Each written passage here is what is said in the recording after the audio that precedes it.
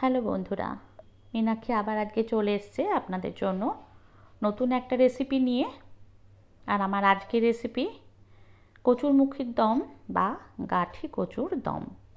একদম অন্যরকমভাবে তৈরি। রেসিপিটা পুরো দেখবেন, আশা করি আপনাদের মনেই হবে সত্যি এটা অন্যরকম। তো দেখুন, এখানে আমি গাঠি কচু নিয়েছি আর কচুগুলোকে ভালো করে ধুয়ে নিয়েছি। নিয়ে এভাবে খোসা ছাড়িয়ে তারপর মাথা দুটো কেটে নিয়ে মাঝখান থেকে চিড়ে নিচ্ছি। তো সমস্ত গাঠি কচুকে আমি এইভাবে দুপাশ ফেলে দিয়েছি আর দিয়ে মাঝখান থেকে চিড়ে নিয়েছি দুভাগ করে। তারপর আমি সবজিগুলোকে ভালো করে আরেকবার ধুয়ে নিয়েছি, ধুয়ে একটু প্যাড ড্রাই করে নিয়েছি, মানে জলটা পুরো শুকিয়ে নিয়েছি। কচুরমুখী কী হয়, একটু জল থাকলেই ল্যাদে হয়ে যায়, যার জন্য অনেকেই কিন্তু এই কচুরমুখী খেতে পছন্দ করেন না। তো এভাবে একবার অবশ্যই ট্রাই করবেন, আশা করি যারা খায় না তারাও কিন্তু খেয়ে ফেলবে এই কচুরমুখীর দম বা গাঠি কচুর দম। তো এখানে দেখুন আমি নিয়েছি টমেটো, আদা, কাঁচা লঙ্কা, রসুন আর পেঁয়াজ দুটো কুচিয়ে। এবার এগুলোকে আমি বয়েল করে নেব। তো বাটির মধ্যে দিয়ে দিচ্ছি একে একে সমস্ত পেঁয়াজ, রসুন, আদা, টমেটো, কাঁচা লঙ্কা। হালকা ভাপিয়ে নেওয়ার পর এগুলোকে আমি মিক্সার গ্রাইন্ডার জারে দিয়ে একটা পেস্ট রেডি করে নেব। একটু ঢেকে দেব, এগুলো দেওয়ার পর দিয়ে মিনিট 5 ফোটালেই এটা রেডি হয়ে যাবে। তো ঠান্ডা হয়ে যাওয়ার পর আমি মিক্সার গ্রাইন্ডার জারে দিয়ে দিচ্ছি পেঁয়াজ, রসুন, আদা, টমেটোটা। আর টমেটোটার স্কিনটা আমি তুলে ফেলে দেবো, যেহেতু এই স্কিনটা পেস্টের সাথে একেবারেই মিশতে চায় না। তো টমেটোর সমস্ত খোসাগুলো তুলে দিলাম। এবার একটা মিহি পেস্ট রেডি করে নিচ্ছি। তো দেখুন পেস্ট আমার রেডি। এবার গ্যাসে আমি বসিয়ে দিয়েছি কড়াই গরম হলে দিলাম বেশ খানিকটা সর্ষের তেল। আপনারা চাইলে কিন্তু এটা সাদা তেলেও করতে পারেন। তেল ভালোভাবে গরম হলে আমি সমস্ত গাঠি কচুটা ছেড়ে দিলাম।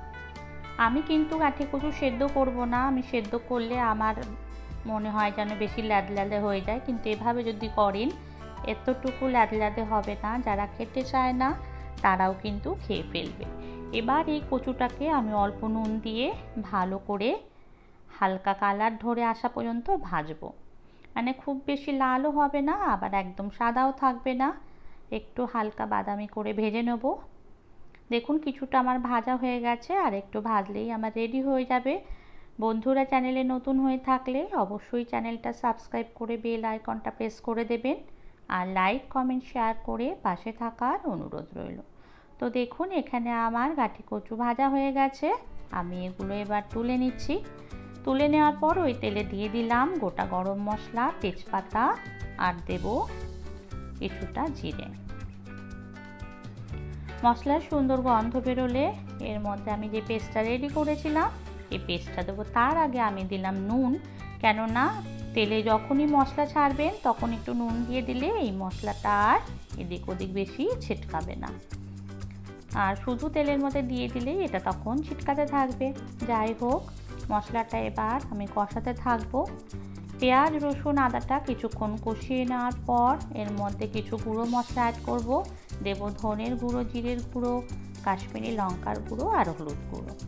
এবার সব কিছু ভালোভাবে একসাথে মিশিয়ে নিচ্ছি। আঁচটা আমার একদম মিডিয়ামে করা আছে, খুব বেশি হাইয়ে মশলা কখনো কষতে নেই, তাহলে মশলা কষার বদলে পুড়ে যায় তাড়াতাড়ি। এবার কিছুটা কষে আসার পর দিয়ে দিচ্ছি 2 টেবিল চামচ টক দই। ভালোভাবে টক দইটা মিশিয়ে দিলাম। দিচ্ছি নুন আর দেব অল্প একটু চিনি, জাস্ট টকটাকে ব্যালেন্স করার জন্য। তবে খেয়াল রাখতে হবে দইটা যেন খুব বেশি টক না হয়। এবার খুব ভালোভাবে মিশিয়ে নিচ্ছি। মশলাটাকে তেল ছাড়া অবধি ভালো করে কষে নেব। তো দেখুন এটা তেল ছেড়ে আসার পর আমি প্রয়োজন মতন গরম জল দিয়ে দিলাম। মশলার সাথে জলটা ভালোভাবে মিশিয়ে দিচ্ছি। গরম জল সেহেতু ফুটতে দেরি লাগবে না। এবার এর মধ্যে আমি সমস্ত গাঠি কচুগুলো অ্যাড করে দেবো। দিয়ে দিচ্ছি সমস্ত গাঠি কচু, এবার ঢেকে ফুটতে দেব। দেখুন কিছুক্ষণ বাদে এটাকে আমি চেক করে নিয়েছি যে আমার গাঠি কচু গলে গেছে।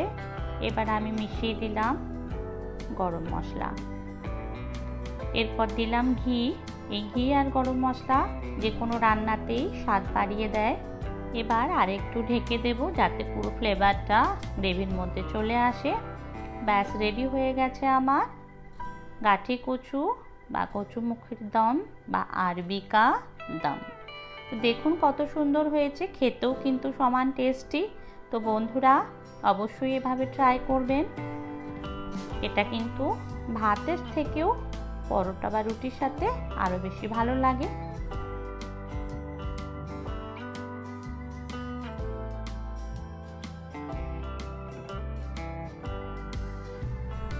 আজ তাহলে রাখি, দেখা হবে নতুন কোনো ভিডিওতে। ততক্ষণ ভালো থাকবেন, সুস্থ থাকবেন। Bye bye, bye bye everyone. Thank you for watching my video.